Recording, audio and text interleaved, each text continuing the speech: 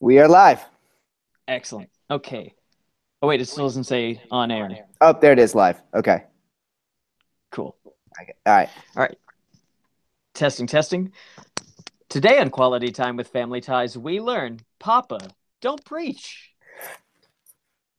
In three, two, one. Hey, everybody. Welcome to Quality Time with Family Ties. I am one of your hosts, Scott Jones. Joining me secretly and stealthily is Mr. Paul Packler. How are you doing, man? I'm good. How are you doing? We're both at work as we're recording. This never happens. This never happens. This is the first time we're kind of undercover doing our podcast. It's true. I'm going to have to leave soon. So I'm sorry, pre apologizing for not being able to make it through this entire lovely episode. I know. I know. Don't worry. I'm sorry I couldn't make Thanksgiving. See, there you go. We're all sorry. And let's get to it. This episode, what's it called? If you're playing along at home, we are on season 6, episode 12, Father Time. Sounds creepy. uh, Everything about this episode is real weird. Like we get a deep dive into Rob Keaton's whole life. Yeah. Can we just also acknowledge this is a two-parter? Rob has had two-parters. Yeah, because the one where they go home because Steven's Yes. dad's dead. Mm-hmm. No, well, what? No, I'm sorry. Then he's had three two-parters. The dad dies, the affair one, and then this one. Wait, what was the affair one? The one where he comes to visit and then it's when he first announces his divorce, and then the second part of that one is when he has like the fling with Kathy. Oh my God. Okay. They devoted a lot of time to Rob. It's really weird. And this episode doesn't feel like it's any part of the rest of the series. It gets very dramatic, and the way the story goes from beginning to end, it's not the normal problems set up, things happen, and then they apologize and get over it. This is weird. It's just big leaps and decisions like of characters. Yeah. Let's get into it, okay? So the Keatons are at the table. This seems to be like this is how lazy the writers got. I think that like for the past three episodes, the intro is always the same. They're sitting at the table, something with Andy, usually playing some kind of game. Yeah, they're playing Go Fish, which is they reveal it. It's supposed to look like they're playing poker, but haha, they're playing fish. Well, yeah, Andy's fucking 4, so why wouldn't he be playing Go Fish? Well, Paul, as Go Fitch is a gateway to becoming having a gambling problem. And that's why I have one. So there you go. You're a mean Go Fish player, I bet.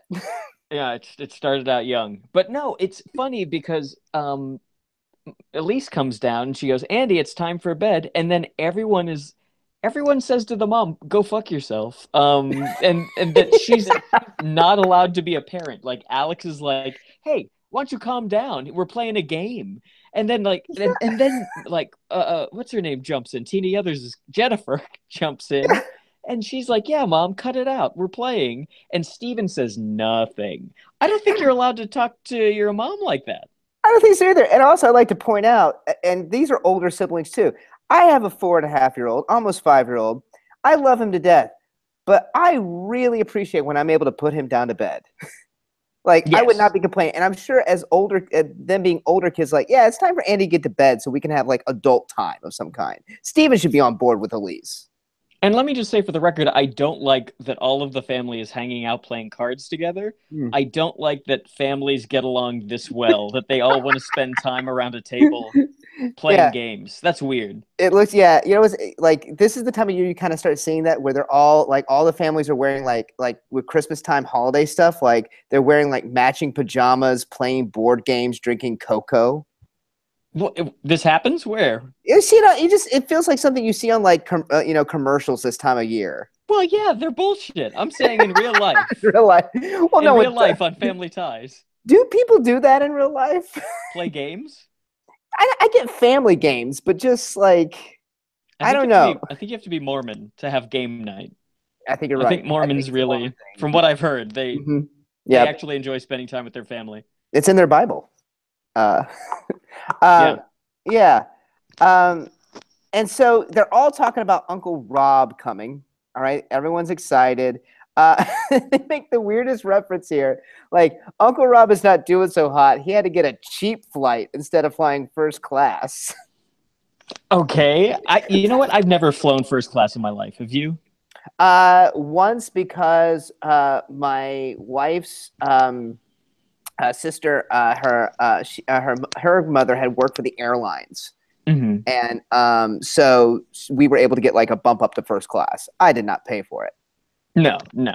And from what we learn in this episode, Rob was a CPA before his new Right. job. So I can't imagine that CPAs earn so much money that they could fly first class. Yeah, he's an accountant. He's an accountant in Ohio, right? No, Oh he's no, in somewhere in Buffalo. in Buffalo. So he's accountant in Buffalo. It's Yeah. not like he's coming from a big like yeah. Why is he? Yeah, it's But we're learning that life is in flux for our dear Robert. yes, life is very much in flux. Of course, as we have seen in the previous two-parter, he has divorced his wife.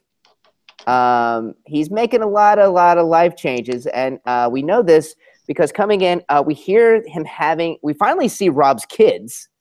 Whom we Um, never saw in the last episode, where it was all about he and his wife coming over and having a huge fight. right, and so we finally meet his kids, Jonathan and oh God, what's her name? Madison. Melinda? Mal- Begins with it's like Mallory, but um ah, let's just call her Melinda. Sure. Yeah, it doesn't really matter for this episode because it's all No. garbage. So yeah, they're Rob and Melinda are having a fight. She's arguing with him. We just hear this off screen, you know. Well, and he says something. Well, if you just want to stand out here and argue with me, let's just get back on the plane and go home. Sounds great. Yeah, this vacation is already off to a great start. Yeah. Did they even establish why Rob is coming to visit? Is he just going over there? They really don't. It's not like a holiday is coming up or anything like that. They don't, and with all of the track laying that they're doing in the first couple minutes, they don't say, "Oh, they're coming up to visit," like they always do, or anything. Yeah, like some kind of reason. Because also, if they're also saying Rob is kind of poor now or doesn't have a lot of money now, he's just traveling for the sake of traveling with his Right. kids. Yeah. There's already some drama happening with Rob and his daughter, and they really don't address the kid, the younger brother at all. So we'll No, get to he's him. just he. Not until much later in the episode do I even find out what his name is or what kind of person he is. And you really don't find out what kind of person he is. He's just there to explain why divorce isn't bad. Yes, yeah, that was the very That's his special episode part of this whole episode. yes. Steven has also mentioned the fact that he doesn't know what Rob is doing these days. He knows he's changed, his career paths, but it's weird that Steven doesn't know what his brother is doing these days You know what? I as a don't even know job. what Barb's doing these days as a job. I don't know. It's something fancy. She's really good at it. Your own sister, the producer I, of our show, and you don't I'm even lying. know. I'm just lying. No, I know you. But yeah, it's really weird. And then so when Rob comes in and tells them what he's doing, he's working for the phone company, Yeah, yeah, as a lineman.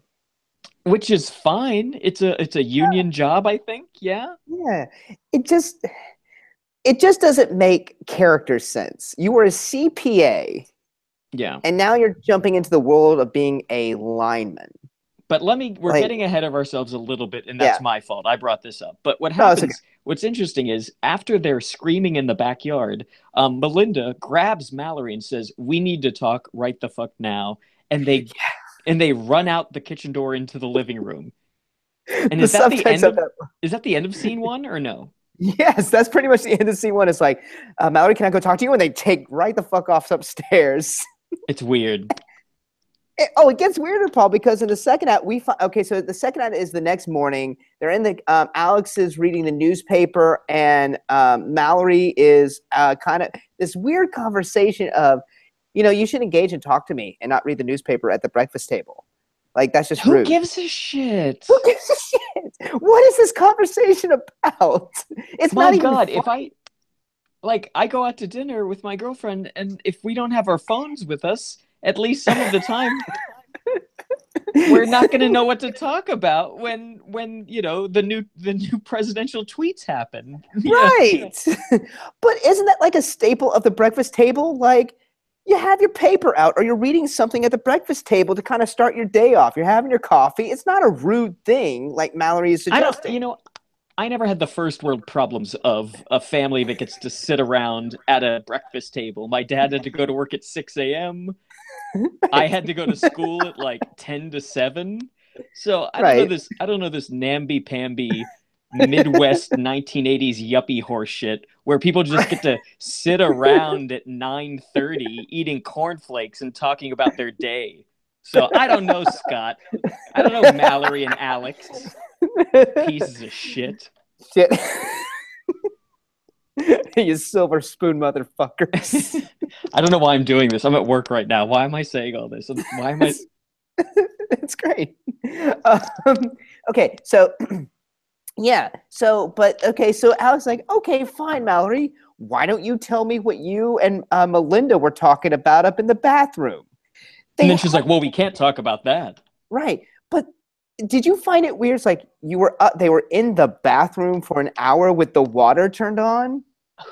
Yeah, I don't know. What the fuck is I that? feel like that must have happened once in Gary David Goldberg's life where his daughter did that, where she went into the bathroom with a friend to talk, and he was like, "It's so weird. Girls are so dumb," that he wrote it into a script. That's what it feels like. Yeah, it feels like like a anecdotal kind of thing, but it makes no sense. Mallory has a room that they can go. Yes. Like, why didn't they just go to a room and talk? Yeah. Put on music or something. Yeah, like it But makes no. And if they keep bringing it back up too. yeah, they won't shut up about it. Also, I want to bring up the fact that this scene there are glasses for orange juice that Mm. are not filled with anything on the table. It's very odd. It's the emptiness of season 6. Yeah, yeah. It reflects the emptiness of season 6. They don't even care about filling the glasses of orange juice now, Paul. Why That's how spend money on orange juice? we don't fucking need it anymore. We just give it up. Mm-hmm. Yeah. So Melinda comes down. She wants to get the fuck out of the kitchen because they want to. Her and Mallory are going to go to the mall. Yes. Rob comes down. Wants to. He mentions that he wants. It's like I thought we could have some time together, which seems weird for a family that's just traveled to visit relatives. Like I just want you and me time. Like you don't do that when you're on vacation. It's like that's usually like I'm going to spend time with the people that I haven't seen in forever. Yeah, it's one of these problems that Family Ties has a lot, where you have to remember things that were said just 5 minutes ago, and then let that inform what you're going to say now. And Yeah, Family Ties is a real problem with thinking back, or if in the case as a writer, looking back in 5 pages of a script and being like, "Hey, remember how they were arguing and stuff like that, and they didn't want to yeah, be around each other?" Now that's all he wants. right. And sometimes it happens in the same scene. Yeah, Like yeah. that's what's so sad. This episode's garbage. Yeah. Yeah. And so the girls go off to the mall. There's Alex makes some joke about Mallory living at the mall and the mannequins waving to her. And then, there's this whole monologue that Rob gives. I believe it's in this scene that reminded me of Sunday's Father, Sunday's Fools a little bit. But before that, Melinda gets in a slam against Rob. Yeah. Doesn't that Yeah. And she's like, no, that Dad. carried some extra weight? Yeah. She's Go like, ahead. oh, yeah. He's like, oh, Dad, you want Rob is like, hey, I thought we could hang out. He's like, no, Dad, I wouldn't want to get in your way in case you want to pick up girls. What? He knows about Kathy. Picking up girls at the mall. Yeah. That sounds familiar. Oh, yeah. It's, uh, um, yeah. It's just problematic. Yeah. And so there was this whole monologue he gives. It's like, I'm out there in space with her, Steven. She doesn't even know who I am. I don't know what I'm doing anymore. I was It's like, so crazy. it's this monologue. Like, I want to kind of mash up this with Sunday's Father, Sunday's Fools. Honestly, like, yeah, it feels like the show goes into a completely different gear, and all of a sudden he's like the tone of his voice drops down a couple octaves, and he like turns out to the fourth wall and starts doing Sunday's Fathers. It's crazy. It's really weird. It's like when a loud singer is like, "I'm going to bring the room down for a minute, Yeah. lay this on you." So yeah, it just, and that's really how the scene ends, is just that monologue, and he's just like, I don't know what I'm doing. Fade out. Is this? Oh, but also, is this the commercial break? I think you might be right. Yeah, because then yeah, we got Well, yeah. before that, the thing that there's like this Alex P. Keaton ongoing joke that happens when Rob talks about the fact that he's no longer a CPA. Now he's working for the phone company as a lineman.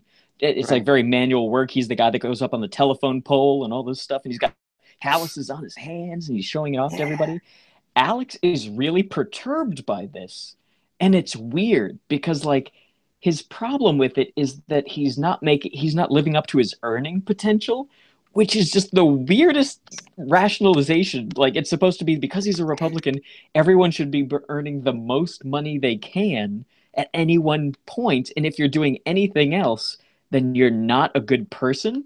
It's really weird. I don't Yeah. understand it. And throughout the whole episode, Alex keeps flipping out, being like, "Are you sure you're a You're so Republican?" Or, Republican. Yeah. I don't get it at all. I don't understand the underlying logic of the joke. I don't get it.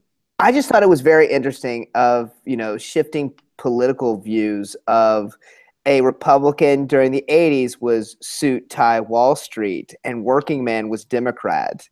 And now look how that's changed a little bit. Yeah, it almost feels like a what do you call the tail that or like an appendix where it doesn't Yeah. work anymore. It's like a holdover from some earlier type of Right. politics where hard hats are.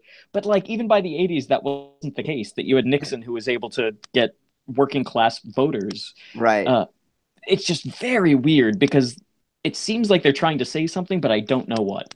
Yeah, I agree. Yeah, it's strange. And they keep repeating it, like you said. Yeah, like 3 or 4 times in different scenes. Yeah. So with that, the girls are off at the mall. And I believe this is the commercial break. Okay, all right. So with that, we'll be right back.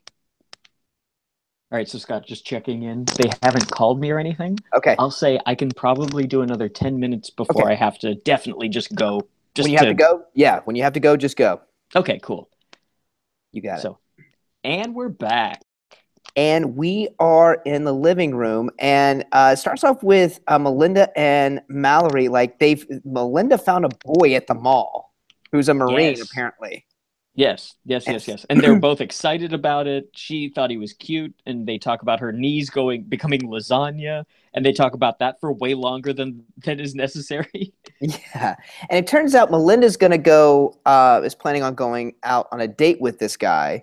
But did it feel weird to you that Mallory's like, hey, you're kind of new in town. How about me? Let's double date me and Nick, and you and your guy. And that's fine. I think that's a good idea. Yeah, it just seemed weird that okay, I'm just gonna go off with this new guy I've met, and Mallory not kind of offering to join in. I don't You know know for what? some reason. It's also weird in this episode. Mallory almost feels younger. Like Mm, she doesn't feel like she's in college at this point. She just no, seems dumber and she seems way more immature than we see her at any other time in the season. Even I don't know why that is, but it's just like it's not normal right now. not at all. Um, and so this is when Alex comes down. I'm trying to remember. Okay, Alex comes down and he says something snarky to them. He's like, "Oh, you're having an important conversation. Can I direct you to the bathroom?" Right. That's yeah. The bathroom joke is brought back in. Whew, Yeah. stop! My knees hurt from slapping them. Oh my god. Uh, and then I believe Rob comes down, and that's when Melinda just leaves Yeah, she gives him what for. again. And yeah. Oh yeah, and he yells at her. He yells at her. At first he says, "You better be back by 11," and he's like, "No, make it 10:30." And she says she's going to the hot house to go dancing, and he again jabs him. He's like, "You remember the hot house, don't you, Dad?" What? Like he went to the hot house with Kathy, I guess, or something. To go It's dancing. really weird. Yeah. It's yeah, I guess they wanted to establish that, yeah, Dad, I'm gonna do the same thing you did to Mom. I said I'm gonna torture you with this. So I'm going to the same place you and Kathy went to. Weird. And I guess, I mean, that's the only way she would have found out about it is if Rob's ex-wife, her mom, had told her about it. Because if Rob comes home and goes, listen, while I was in Ohio, I went with this girl And if to the so, hothouse. her mom must have given her like some very explicit details. Like, yeah, he met this girl named Kathy. They went to this place called the Hot House. It's this Weird. address. Like, it's really strange. She knows all this detail about his affair. And I have to say, the name Hothouse really makes me uncomfortable. I think it's a terrible name for a club. It's really gross. It is gross. I was like, Like, that's the hothouse yeah. probably has carpeting and stinks of cigarettes. Oh, absolutely. The Hot Yeah. House is a place you don't want to go to. Definitely No. not on a date. Yeah. Um, and so off Melinda takes, and then of course we are in the kitchen, and Rob is fixing a lamp. It is late. No, he is not fixing the lamp. He is waiting for Melinda. It is almost midnight. And Alex comes down, and there's this long conversation again, reiterating about him still being a Republican. Yes, yes. And is this not when he's fixing the lamp, Scott? No, I think yes, it is. I'm sorry. The lamp is in the scene the whole time. Yeah, because that's what sparks the conversation. Is like Alex is like baffled by the fact he's fixing a lamp and wants to work with his hands. And does that mean you're still a Republican? This is what this episode, you start to see similarities to other hour-long episodes of Family Ties where conversations that you normally would be able to truncate, they let swim on and on and on. And I know that's a mixed metaphor, but this is Family Ties after all. But like there's this thing where it's like now they're talking about the fact that Steven doesn't know how to fix lamps and Rob does or did or never learned because their dad didn't want them to learn. He wanted them to go to college and lead a better life than he had. And it's just like, I gotta go. This is All me. right. That's Paul out. Have a good one, brother. Bye, guys. Bye, Paul. But Paul's right. Yeah, they go on and on about this, the father and the whole. Are you still Republican? None of this contributes to the actual story that's happening. It's all just time. Whoop. And pausing. Hey, I was just recording something for a kid going on an audition. Yeah. So how many kids do you coach? I have about, I would say, I have about 6 or 7. Yeah, it's a nice little. Yeah, it's a nice little. So you're giving feedback on the audition tape? Yeah, I'm recording up for them. I put it up on a broadcast on Google. It's easy for them to get it. Yeah. So last week, my first manager died. Oh no. Beverly D. Oh no. She was Reese Witherspoon's manager, Jim Caviezel. Oh wow. So last night there was this sort of celebratory wake. Yeah. At this gorgeous mansion in like Beverly Hills. And then my friend took me to Soho House. Nice. Fun. It's a fun little life if you make it in LA. Mm-hmm. Absolutely. Everyone was fun and smart and funny and I thought, oh God, I miss this. When it's working, it's great. It's the best. It's the best. But when it's not, It it sucks. Hi. Hello. But yeah, How are you? it's fun with kids though. Yeah. You know. I couldn't sleep last night. I was so like amped up. I'm like, all right, I gotta start taking Do this improv again. I know you get like that. The bug bites you again and Well, I stuff. saw my old like friends. Yeah. Like, because we used to improv together just to work out. Yeah. The people on her roster, and she used to have showcases for executives she knew. Yeah. And I was like, God, I miss it. I know. I just miss like. I know. You should get back in classes. Thinking I might take it. You should just Because my friend was like, I don't understand why you didn't. Because my scripts won some awards, and she's like, I don't know why you didn't let him I had a friend who offered to walk me in the CIA. I was like,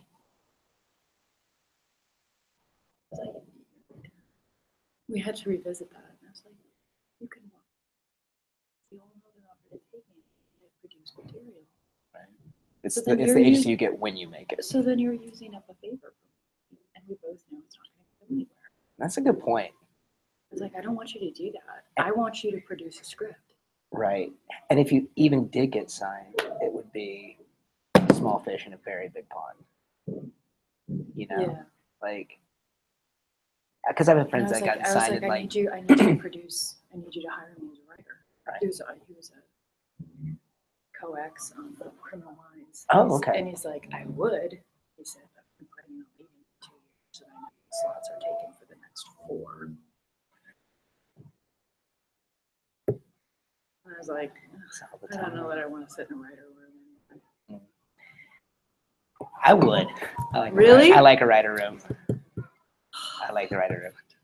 I know you did know. I mean, I just, but anyway, so last night was just like this. Getting It's excited just, about like, it again. Fun. I know. It's just fun doing it. Yeah. You know? It's just fun. I like it. I like this. I love this room. I know. I know. Especially when you have to go to a female. Oh, Jesus. That was the last thing I thought. It was a nagging, like, shit. I know. Something's got to be done with that. But I know. honestly. Oh, wait, I didn't show you my niece. Oh, let's see. Okay. Let me see. Oh, wait, I have to pull it up. I promised everyone I would show videos. Let's see if it